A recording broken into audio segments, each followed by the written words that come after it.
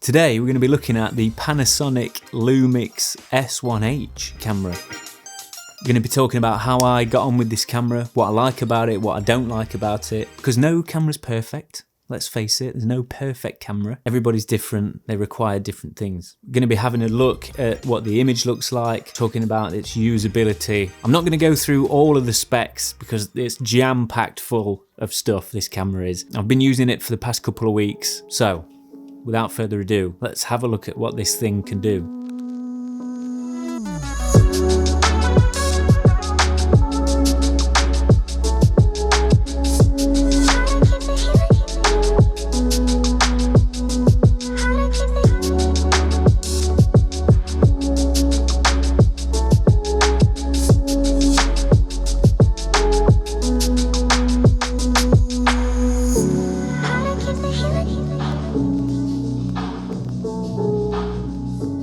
Right, so welcome back to another video. Thanks for tuning in. Does it look weird with my coat on, by the way? I know it always looks strange when people wear coats inside, but I'm running out of jumpers to wear, so I thought I'd change it up a bit, put something else on for a change. Shout out to the folks at Panasonic Lumix. They've lent me this camera free of charge. Thank you so much. I really appreciate it. It's been so much fun getting to use this camera. They've not told me to say anything. Obviously, all the opinions and the feedback in this video is 100% honest and my own, and I'm not being paid by anybody to say any of this stuff. So, there you go. Take that on board as you're watching this. Right, first things first. This thing is an absolute beast. It's built like a house. It is huge and it's so heavy, but it's solid. You know, if you drop this on the floor would break before this would. But yeah, it's good if you like want to build up the old biceps. This is good. Take this out on a shoot and you'd be sorted. Forget the gym membership, just pay for one of these. Look at the size of it, it's huge.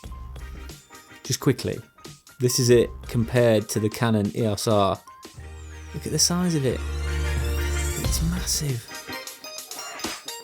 And another good thing with the weight is it adds to the image stabilization. Panasonic are known for having great image stabilization anyway. The fact that it's a good size camera with a good weight, you're gonna get even smoother shots. And while we're on that topic, image stabilization, spot on. I really like it. You could do a wedding handheld, no problem with this. I mean, you can't replace a gimbal, but sometimes you haven't got the time to set up a gimbal, or you might not have a gimbal. So just this camera on its own, super smooth shots.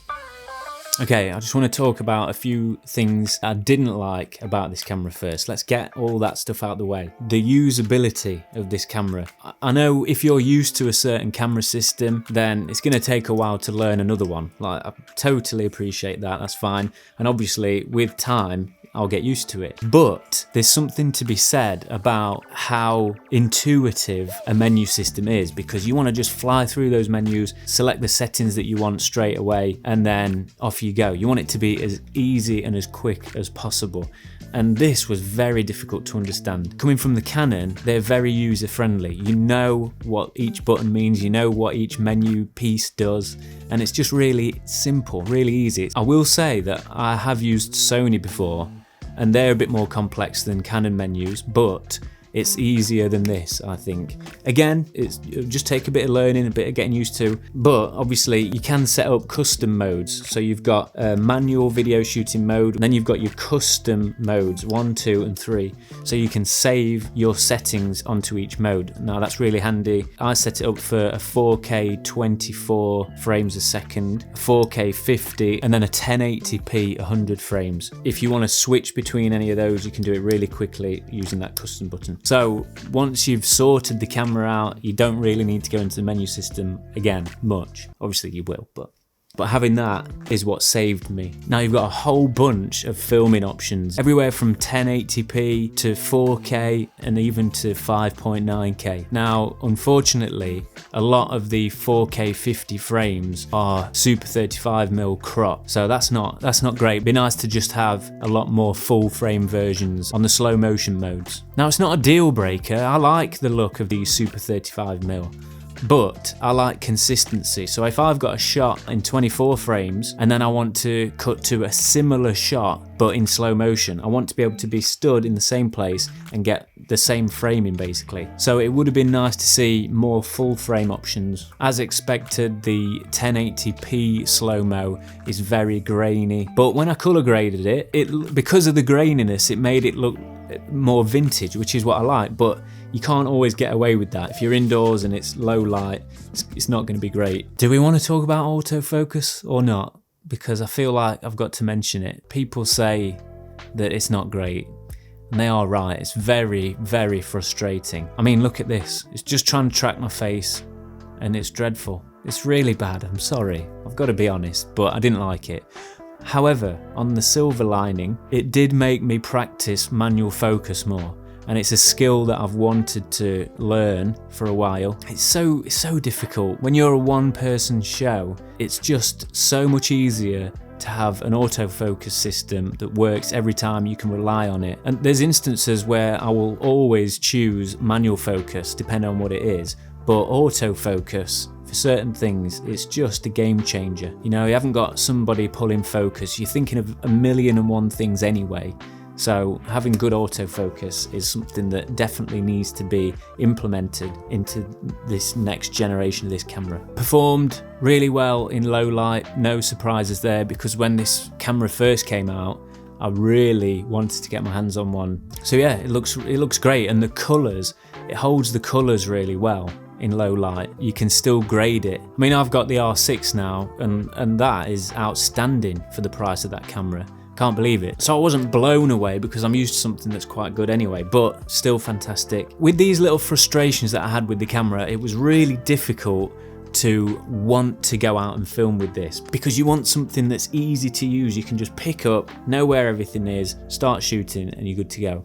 And there was just a few things I kept flicking that with my thumb because it's so close to there, and just one tiny little notch changed my shutter angle. Didn't like that. I know you can change these dials, but when I was looking for that, it didn't look like you could change it to exactly what I wanted. But with all these little frustrations, when I actually looked at the footage, it's so nice.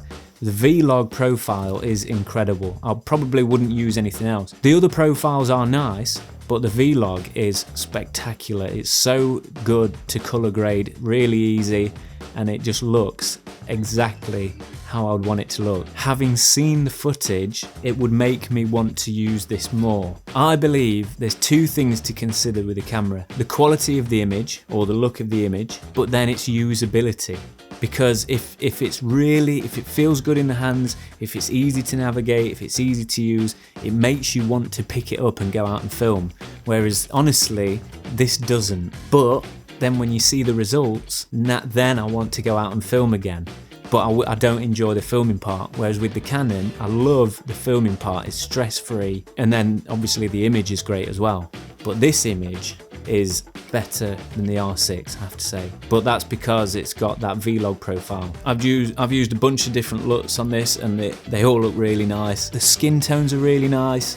The colours are really natural, but obviously you can colour grade it the way you want, and you can push and pull that image to wherever you want, and it's great. It's a quality image. It looks like a cinema camera, but I mean, that's kind of what it is. It's a great camera. I prefer it to the C70 actually. I much prefer the V-Log to the C70.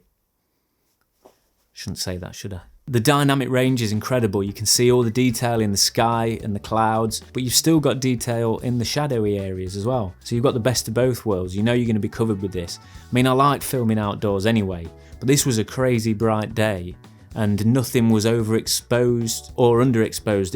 It was just right. It was really easy to work with. I didn't have to do much thinking ahead. I just put an ND filter on, changed the aperture, and that was it. I left the ISO at 640 all the time. I also liked how you could set the white balance. That is how you want to set the white balance on a camera. Panasonic and Sony, they've got it spot on. Canon definitely needs to do some work on their white balance features for sure. I will miss it, actually. I'm going to miss it. Going forward, I'd love to see the next generation of these cameras. I'd absolutely love it, and I would definitely try one again.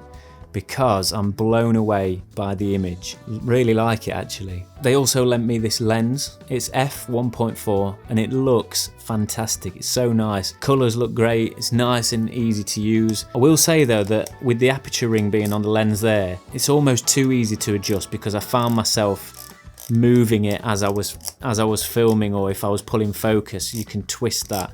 So maybe either if you could lock that in somehow, or if that was a little bit harder to move, then that would be better. But other than that, the image is great and the weight of the lens really nice. I like a heavy lens. Massive thank you to Lumix again for lending me this camera and the lens. I really appreciate it. It's been really fun. I hope I've done it justice in my 2 days of filming with it. Thanks so much for watching this video. I hope you've enjoyed it. I hope it's given you some insight into this camera. Let me know your thoughts on this camera in the comments below. Always love to know what you think about this stuff. Don't forget to subscribe to the channel for more gear reviews, tutorials and vlogs as well. I've got to go and pack this up now, unfortunately, because they're coming to collect it tomorrow.